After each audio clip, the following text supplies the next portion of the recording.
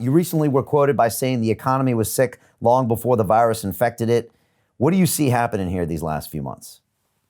Yeah, I mean, first of all, what I was starting to say is in your intro, you mentioned that I'm a frequent guest on a lot of these financial stations, and that's not the case anymore. I was a frequent guest before the 2008 financial crisis, and then for maybe a year or two subsequent to that crisis. But then they pretty much stopped inviting me on. So I'm really, you can hear me on YouTube now, on my, my own YouTube channel or the Schiff Report, my podcast.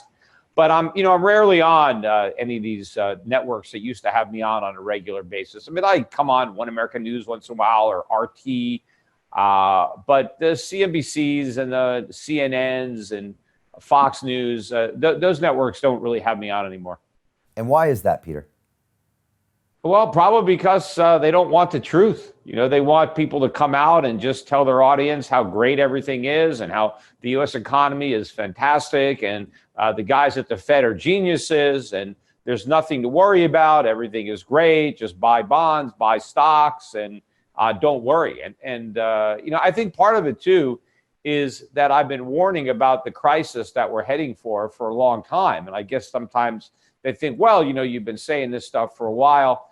And they forget how long I was warning about the 2008 financial crisis before that one finally hit. Now, I would admit that I've been warning about this one even longer, but it's going to be a much worse crisis. And in fact, what's happened right now with COVID-19, that's not the problem. I mean, I'm not going to diminish the fact that, yes, there is a health threat there. That's a problem. But the economic problem is not COVID-19. It's not even the shutdowns and the quarantines or the social distancing. That's a problem.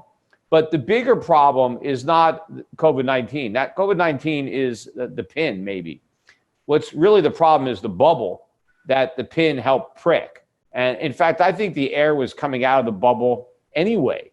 And so what happened was COVID just put a gaping hole into a bubble that was already leaking air.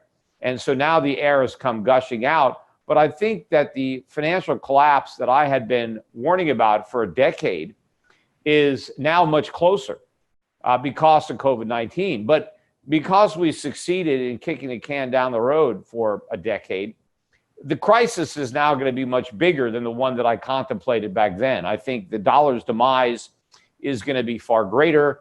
I think the probability of actual hyperinflation is higher now than it was then.